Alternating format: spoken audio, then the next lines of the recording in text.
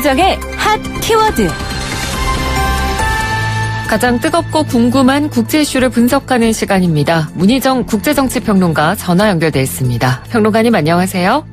네, 안녕하세요. 네, 남미의 가장 큰 나라죠. 브라질에서 요즘 반정부 시위, 친정부 시위가 번갈아 열리면서 계속 혼란스러운 상태인데 최근에 네네. 브라질에서 전국적으로 친정부 시위가 이번에는 벌어졌다고요?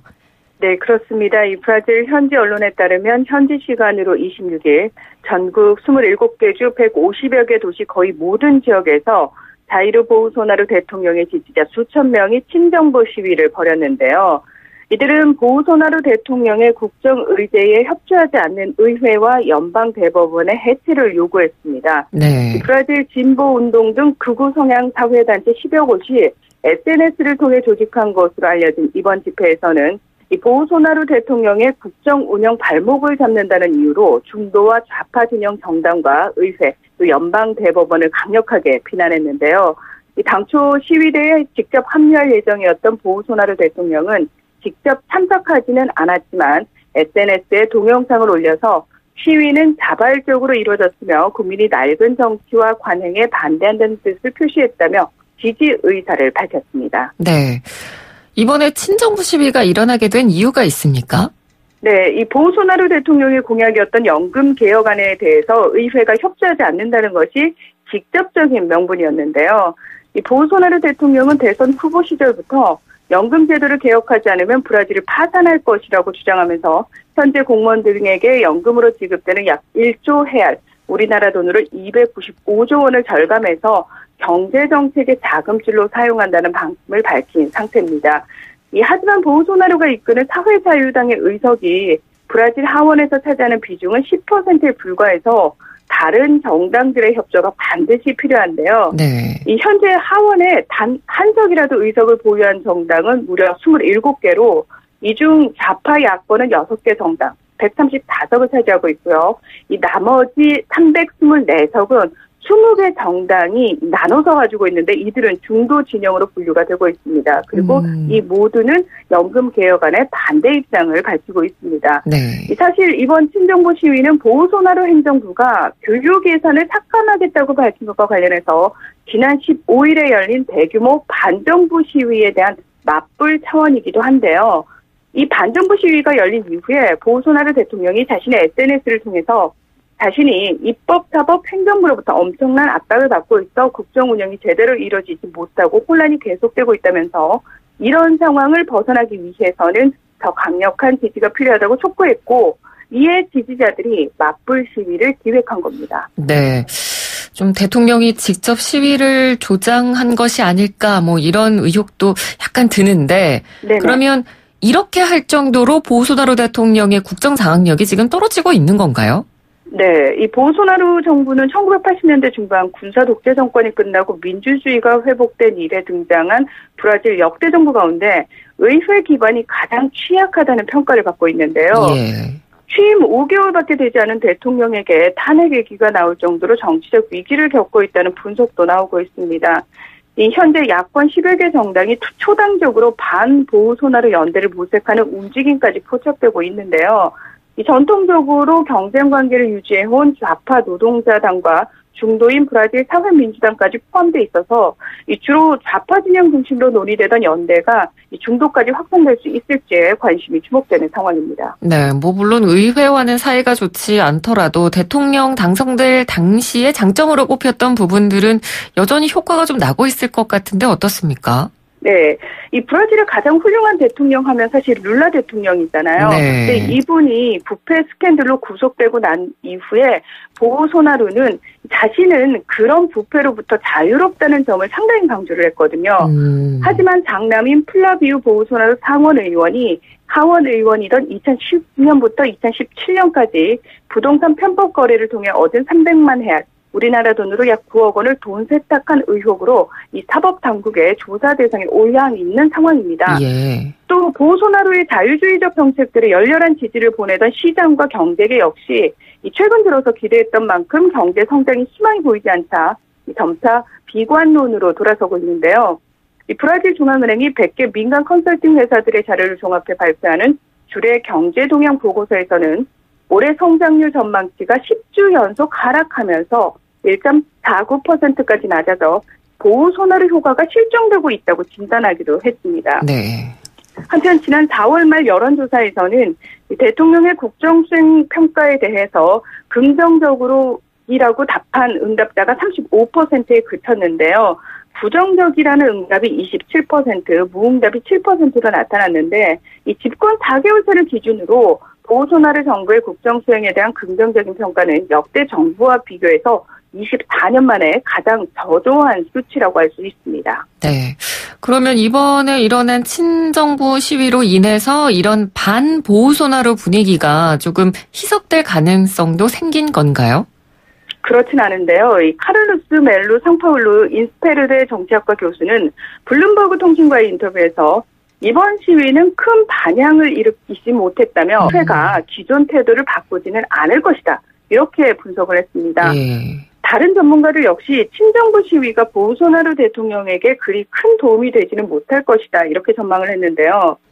일단 브라질 자유운동을 비롯해서 지난 2016년 노동자당 출신의 지우마 우세프 전 대통령 탄핵을 뒷받침한 대형 우파 사회 단체들이 굉장히 내부에서 의견들이 갈리고 있습니다. 그래서 참여하지 않은 사람들이 상당히 많은 것으로 나타났습니다. 그러니까 이들 단체는 연금 개혁과 같은 의제에는 공감을 하고 있지만 이 시위대가 나아가서 의회와 사법부를 부정하는 주장을 하고 있는데 이 부분을 받아들일 수 없다라고 하면서 이번 친정부 시위를 주도한 극우 세력과는 또 본인들은 궤를 달리하고 있는 상황이거든요. 그래서 오히려 이 친정부 시위로 인해서 반정부 시위가 더 격화될 가능성이 커져서 이 브라질 사회의 혼란이 가중될 것이라는 평가들이 더 많습니다. 네. 지난 15일에 열렸던 그 반정부 시위 외에도 또 다른 반정부 시위들도 그러면 계속 열리고 있는 건가요? 네, 그렇습니다. 사실 15일에 열렸던 건 교육에 대한 삭감에 반대하는 시위였고요. 이번 이달 초에 이미 브라질 국민 수백만 명이 공공장소에서 총기를 소지할 수 있도록 허용하는 정책에 반대해서 시위를 벌인 적이 있습니다. 그리고 사실 지난 15일 반정부 시위는 이 정부가 재정적자 완화 방안의 하나로 연방정부가 운영하는 대학에 대한 예산 지원을 대폭 줄이겠다고 밝히면서 이에 반발하는 대학생들과 교수들 위주로 진행될 예정이었지만 시민사회단체와 좌파정당, 노동단체들이 가세하면서 순식간에 규모가 커진 건데요. 특히 당시 미국을 방문 중이었던 보우소나루 대통령이 시위대를 지칭해서 머리에 든 게 없습니다. 7 곱하기 8이 얼마인지 물어보면 모를 겁니다. 물의 분자식도 모를 겁니다. 시위대는 아무것도 모르고 그저 이용당하는 어리석은 바보들입니다. 라고 조롱하는 발언을 해서 시위대의 분노는 극에 달했습니다. 이 브라질 최대 규모의 학생단체인 전국학생연합은 오는 30일에도 대규모 시위를 벌이겠다고 예고한 상태고요. 게다가 노동계 역시 지난 2017년부터 추진된 노동개혁이 이 정부의 약속과 달리 고용 확대로 이어지지 못하고 노동 환경을 악화시켰다고 반발하면서 오는 6월 14일을 전후에 총파업을 벌이겠다고 예고한 상태입니다. 그러니까 이처럼 각계각층의 반정부 시위들이 시너지 효과를 일으키면서 당분간 혼란은 불가피할 것으로 예상이 되고요. 더불어 보우소나루 대통령의 국정 동력 역시 제대로 힘을 얻기 힘든 환경이다 이렇게 볼 수 있습니다. 네.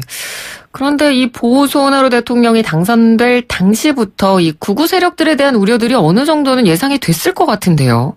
맞습니다. 근데 문제는 이 우려한 상황들이 진행되고 있다는 것이 더 절망적인데요. 이 보우소나루 정부 출범 이후 지구의 허파로 불리는 아마존 열대우림 파괴 속도가 급속도로 진행되고 있는 데다가 브라질은 세계에서 가장 아름다운 자연을 가졌음에도 관광 산업은 창피한 수준이라면서 관광 자원 개발을 위해 생태보호구역을 과감하게 해제하겠다고 밝힌 상태입니다. 그리고 올해 안에 최소한 20개 국립공원에 대해서 민영화 작업을 진행할 계획도 동시에 내놓음으로써 이 환경보호론자들의 거센 비판에 직면해 있습니다. 또 지난달에는 과거 군사 독재 시절 정권에 납치돼서 살해당한 피해자들의 유해 발굴과 감식을 수행해온 민간 합동기구 2곳의 폐쇄를 명령을 했고요. 또 마약 사용자들을 민간 또는 종교센터에서 운영하는 재활센터에 강제로 수용할 수 있게 하는 법안을 채택함으로써 근본 원인을 해결하는 방식이 아닌 인권 억압적 방식으로 잘못된 접근을 선택하고 있습니다. 네. 또 지난 7일에는 언론인, 변호사, 교도관, 트럭 운전사, 농촌 거주자 등 20개 직종에 대해서 일정한 조건에서 총기를 소유할 수 있도록 하는 대통령령에 서명했는데요.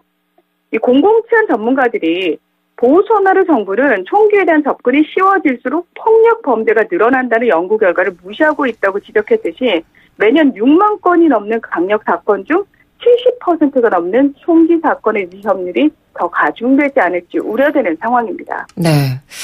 자, 이렇게 시위가 계속해서 일어나면 사실 시민들의 혼란만 가중이 될 텐데 그럼 이런 혼란은 언제쯤 정리가 될까요? 그러니까 국정 장악력도 크지 않고 동력이 없음에도 지지자들을 자극해서 이 친정부 시위까지 이끌어내는 보소나루 대통령의 행보를 보면은 당분간은 혼란이 지속될 수밖에 없을 것 같은데요. 네. 그러니까 더 우려스러운 상황은 앞서서 제가 브라질이 군사 독재 시기를 거쳤다고 말씀을 드렸는데 보소나루 대통령이 군인 출신이거든요. 근데 이 사람은 대선 후보 시절부터 이 시기에 대한 항수를 공공연하게 언급할 정도로 상당히 위험한 생각을 가지고 있습니다. 네. 그러니까 실제로 지난 6일 리우데자네이루 군사학교 개교 130주년 기념식에 참석해서 현 정부의 목표는 전국 각 주의 주도에 군사학교를 한 개씩 설치하는 것이라는 발언을 했는데요.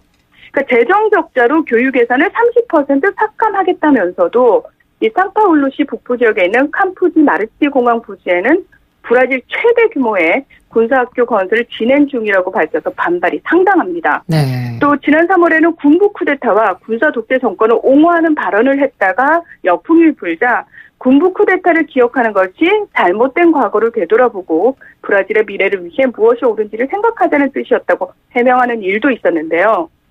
치안 불안을 이유로 군대를 동원하는 일도 서슴지 않는 상황이어서 이 자칫 반정부 시위대에 대한 강경 진압을 시작으로 국가 비상사태 선포를 통한 철권 통치의 가능성도 얼마든지 생각할 수 있는 부분입니다. 네, 알겠습니다.